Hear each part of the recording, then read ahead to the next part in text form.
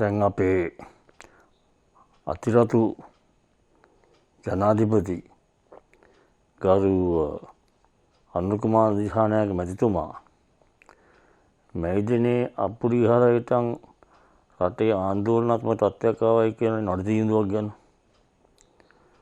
මෙන්න ඒ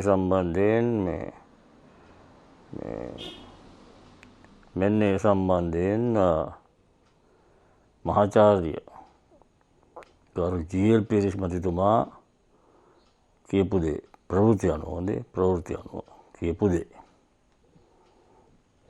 ඒකාබද්ධ විපක්ෂයේ කැඳවා තිබූ ප්‍රවෘත්ති සාකච්ඡාවේදීද මේ සම්බන්ධයෙන් අදහස් පළ වුණා. ප්‍රධාන දූෂිත දේශපාලකයන්ගේ ප්‍රධාන දූෂිත චෝදනා නඩු 10ක් අපරාධ චෝදනා නඩු 5ක් සහිත නඩු 15ක් මේ මාසයේ අධිකරණ හමුවේ තියෙනවා. අප්‍රේල් 31 එකක් ඇහුවා. තීන්දුව දෙනවා කොහේ මේ 25 බලාගෙන ඉන්න අප්පුඩි ගන්න. මේ 25 මෙහෙමයි කරන්නේ. ඒ නඩු තීන්දුව ලැබුණාම අප්පුඩි ගන්න සූදානමින් ඉන්න.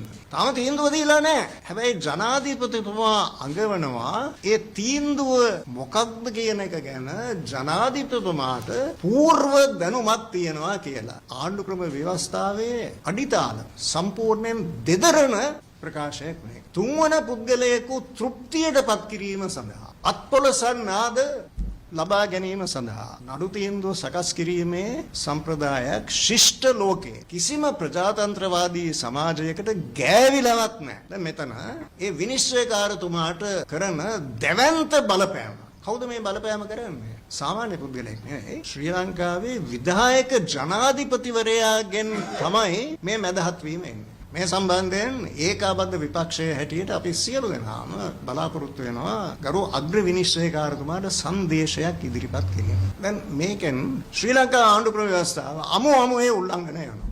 දේශපාලන වේදිකාවකදී අධිකරණය හමුවේ තවමත් පවතින නඩු කටයුත්තක ඉදිරියට ලබා දීමට නියමිත තීන්දුවක් සම්බන්ධයෙන් සිදු කරන ලද ප්‍රකාශය පිළිබඳ විමර්ශනයක් පවත්වන ලෙස ඉල්ලමින් අගවිනිසරු ප්‍රීති පද්මනසූරසේන මහතා වෙත ලිපියක් යොමු කර තිබෙනවා.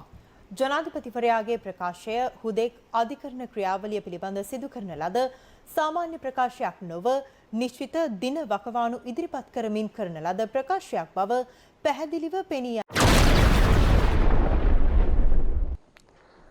ගරු සජිත් ප්‍රේමදාස මැතිතුමා පාර්ලිමේන්තුවට කියනවා ඒ සම්බන්ධයෙන් විවාදයක් කියන්න ඕනලු. මොකද ප්‍රජාතන්ත්‍රවාදය සහ ව්‍යවස්ථාව සම්පූර්ණයෙන්ම උල්ලංඝනය වුණා. අධිකරණයේ ස්වාධීනත්වය විනාශ වුණයි කියලා. ඒකෙන් මේ කියපු ප්‍රකාශයෙන් අපේ අතිරත කියපු ප්‍රකාශයෙන් අධිකරණයට බලපෑම් කරනවා කියලා අධිකරණයට අපහාසයක් කරයි කියලා එතුමත් කියනවා. හොඳේ. දැන් මම ඔය දෙපොළ කියන තර්කවලට විවේචනය කරනවා නෙමෙයි.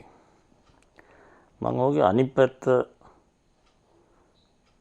ඒ කාසි අනිත් පැත්ත මහජනතාවට ඉදිරිපත් කරනවා. මගේ මතය හොඳේ.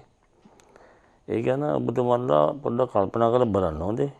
ඔය දැන් ප්‍රේමදාස මහත්තයා ව්‍යවස්ථාව ගැන කිව්වා, ජී.එල්. පීරිස් මැතිතුමාත් ව්‍යවස්ථාව ගැන කිව්වා, දෙදරවා ගියයි කියලා කිව්වා.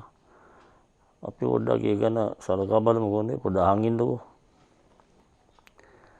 මට එක දෙයක් මගේ මතයක් ප්‍රකාශ කරන්න. මගේ මතයක් ප්‍රකාශ කරන්න. මම හිතන්නේ අග්‍රවේශකාර සූරසේන මැතිතුමා අතිරතට විරුද්ධ විමර්ශනයක් කරයි කියලා. මම දන්නේ මොනවා කරයිද කියලා. මම හිතන්නේ කරයි කියලා. එතුමා ඔය ඉල්ලීම ප්‍රතික්ෂේප කරයි. නැත්තම් ඔය පිළිතුර දෙන එක නැහැ. ඒතර මොකක්ද වෙන්නේ? විපක්ෂයේ ඔය විමර්ශනයක් ඉල්ලන සෙට් එක කෑ ගහන්න පටන් ගන්නවා. ඒක තමයි අපි කිව්වේ අතිරත තමයි අධිකරණ ශ්‍රේෂ්ඨාධිකරණය පාලනය කරන්න කියලා. බලපෑම් කරනවා කියලා කියයි. ඔන්න ඕක තමයි විපක්ෂයේ අරමුණ උනේ. තේන මං කියන්නේ ඒගොල්ලන් ඇත්තට මම හිතන්නේ නැහැ ඕක මේ සද්භාවයෙන් කරපු ඉල්ලීමක් කියලා මම හිතන්නේ මගේ මතය හොඳේ එතුමන් කරන්න හදන්නේ විපක්ෂීය කට්ටිය අග්‍රමනිස්කාරතුමා ලවා මේක ප්‍රතික්ෂේප කිරීම හෝ පිළිතුරක් නොදීම ඊට පස්සේ කෑ ගහන්න පටන් ගන්නවා ඒක තමයි අපි කිව්වේ කියලා අතිරත් තමයි අධිකරණය පාලනය කරන්න අධිකරණයට බලපෑම් කරන්න කියලා අධිකරණයට අපහාසයක් කරාට ගණන් ගන්න නැහැ කියලා හොඳේ ඕකේ සත්‍ය පැත්ත මං කියන්නද මට පේන විදියට අපේ මහාචාර්ය ගරු ජී.එල්.පී.එස් මැතිතුමා කිව්වනේ මේක ව්‍යවස්ථා උල්ලංඝනය කිරීමක් කියලා හොඳේ ව්‍යවස්ථාව ගැන අපි ඉඳන් මං කියන්නේ මගේ වගන්ති කියවන්න දෙයක් නැහැ ඔයගොල්ලන් කියලා බලන්න ඕන හොඳ මෙතන අපහාසයක් කරලා තියෙන අපහාසයක් කරන අධිකරණ අපහාසයක් කරලා තියෙන්නේ අතිරතු නෙමෙයි ඔය චෝදනා කරන කට්ටිය ඔය විපක්ෂයේ කට්ටිය මොකද ඒගොල්ලන් කියනවා නම් අතිරතු අපොඩු ගැහුවයි කියලා මේ ශේෂ්ඨාධිකරණයට බලපෑමක් කරනවායි කියලා ඒක තමයි අපහාසය කියන්නේ මොකද අපොඩු ගැහුවයි කියලා ශේෂ්ඨාධිකරණයට අපහාස ශේෂ්ඨාධිකරණ නඩු තීන්දුව වෙනස් වෙන්නේ නැහැනේ අපේ ව්‍යවස්ථාව අනුව ඒක ස්වාධීන අධිකරණයක්. ඒ අධිකරණයේ ස්වාධීනත්වය අපි රකින්න ඕනේ. මේ වගේ දේවල් කියපුවම වෙන්නේ මහ ජනතාව අධිකරණයේ තියෙන විශ්වාසය නැති වෙනවා. අන්න ඒක ඒගොල්ලන් කරන්න දන්නේ. එතන මං කියන්නේ මොකද මේ ඉස්සෙල්ලත් අධිකරණයේ ඉදිරිපිට ශේෂ්ඨ අධිකරණයේ ඉදිරිපිට මහේස්ත්‍රාත් උත්සව ඉදිරිපිට ඔය පිකට් කරා බෝඩ්ලලල්ලන් කෑ ගැහුවා. කාටද අප දෙන්න එපා කියලා නැත්තම් ගිහලා කියනවා මම නිදාස් කරන්න එපා කියලා ශේෂ්ඨාධිකරණ ඉස්සර අපිට කියනවා මම වරදකරු කරන්න කියනවා කෑකෝ ගහනවානේ අන්තිමට වෙන්නේ මොකද්ද අප දෙන්න එපා කිව්වට අප දෙනවා ශේෂ්ඨාධිකරණයට කෑ ගැහුවට මෙහෙම කරන්න වෙන දෙයක් කරනවා මොකද අන්න ඒක තමයි අධිකරණයේ ස්වාධීනත්වය කියන්නේ ඉතින් අධිකරණ අපි මේ රටේ අධිකරණය විකාදනය වෙලා ගියොත් එහෙම මේ රට ඉවරයි. මොකද මේ මම හැම වෙලේම කියනවා වගේ මේ රටේ මූලික පදනම තමයි අධිකරණය. ඒක නැති වුණොත් එහෙම අපිට රටක් නැහැ. මේ රට පවතින්නේ අධිකරණය නිසා. ඒක නිසා ඔය වගේ කතා කියන්න ඉස්සෙල්ලා පොඩ්ඩක් දෙතුන් පාරක් හිතුවා නම් හොඳයි කියලා මගේ හිතේ. හොඳේ. පොඩ්ඩක් කල්පනා කරන්න බලන්න ඕනේ නේද? ඔය සෙට් එකකින් විපක්ෂයේ සෙට් එකකින් අහනවා චෝදනා කරනවා අප්‍රේල් මාසේ 30 වෙනිදා ඉවර වෙච්ච නඩුවක තීන්දුව දෙන්නේ 25 වෙනිදා බව දැනගත්තේ කොහොමද අතිරතු. ඒක නිසා ඒගොල්ලන් කියන්නේ අතිරතු මහාධිකරණයත් එක්ක බලපෑම් කරලා තියෙනවා කියලා. නැත්තම් මොකක්ද බලපෑමක් කරලා තියෙනවා කියලා.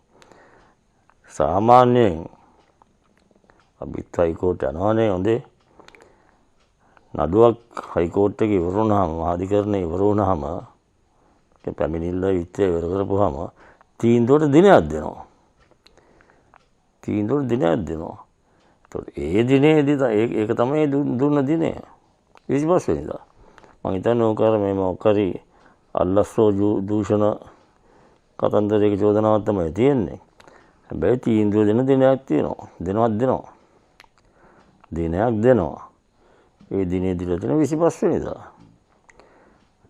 ශේෂ්ඨාධිකරණය සමහරක් වෙලාවට ඕඩර් රිසර්ව්ඩ් කියලා දිනයක් දෙන්නේ නැහැ.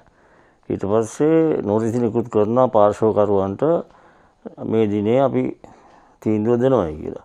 මහාධිකරණය ඒක වෙන්නේ නැහැ. මහාධිකරණේ නඩුවක් පැමිණිල්ල විත්‍ය ඉවර කරාට පස්සේ මහාධිකරණය දිනයක් දෙනවා තීන්දුවට. එච්චර කතන්දරේ. ඒක මහ ලොකු ප්‍රශ්නයක් නෙමෙයි.